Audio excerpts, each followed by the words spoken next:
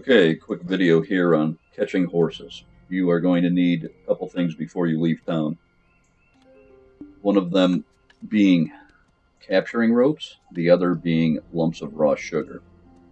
The capturing ropes are bought, the lumps of raw sugar you craft. To craft them, you're going to come over to a food vendor. A lot of these are in inns. There's usually one in just about every city. You are going to need raw sugar, not sugar. You will need 10 of these per craft and 1 mineral water per craft. I'm only going to do 1 craft because I have a number of them. So 10 raw sugar, 1 mineral water. We are going to use heating. And that is going to craft the raw sugar, lumps of raw sugar. Of course, I'll fail the processing while I'm filming.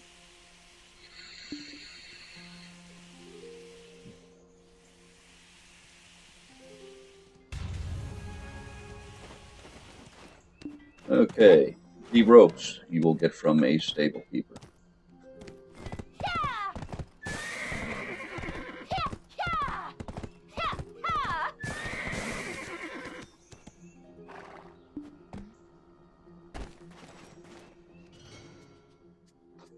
Go into the shop. Capturing ropes. Again, I already have a number of them, so I'm not going to be buying them. Next thing we need to do is find horses. There are a number of them in various areas. And there's plenty of websites you can use to see where they are all at.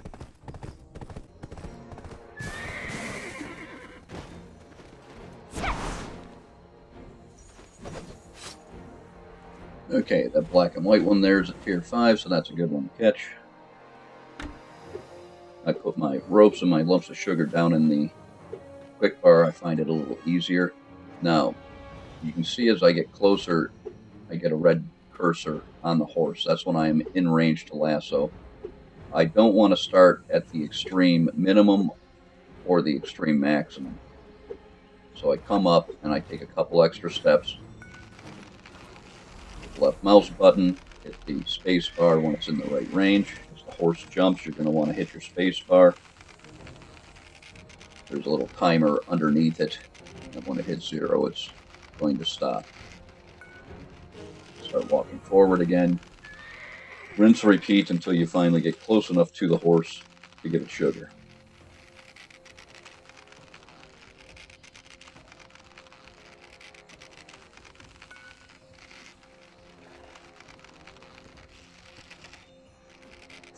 Okay, now I can just start hitting my number 2 key because it's in the quick bar. Otherwise, you'd have to hit control and start punching the use item, or open your inventory and start right-clicking on the sugar. I like to give it 5 lumps of sugar. Some people say 3, 4. I find I get kicked in the face less at 5.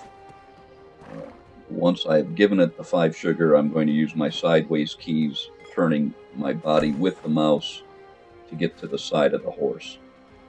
I find I get kicked in the face less when I'm on the side of the horse as opposed to in front of it.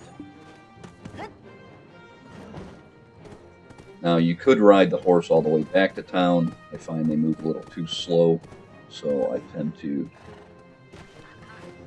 take a horse out and ride it back when catching. So we are going back to the stable master. I keep a number of tier 5s in the stable for breeding purposes when I run out of 7s to breed. Hopefully this horse gets here quickly. So what we have to do now is register the horse with the stable keeper. Sometimes if you get a level 1, now it's going to randomly be between level 1 and level 10 when I register it. I would recommend, if you're trying to build your horse training up, if it's a level 1, 2, 3 where you can level it quickly, I'd ride it for a little bit. Get it a few levels before you sell it. Stable, register wild horse. You have to put a capital letter at the front or it's going to reject it for whatever reason. So now we've registered that horse. It's right there. You can see it came out as a level 2, so it's not going to be worth a lot. It only came with these 2 skills. Depending on the skills is going to greatly vary the price. You can see this horse here that I caught came with drift, sprint, instant excel, and charge, all of which greatly increase the price. This one, the day I caught it, 9.2 million. Not going to sell that one. I had good luck breeding Corsairs. Corsairs are any that have the gold emblem, which is also determined by the skills, and the skills I lifted off are the ones that are needed for Corsair at tier 5. The higher the tier, the longer the list of skills needed for Corsair.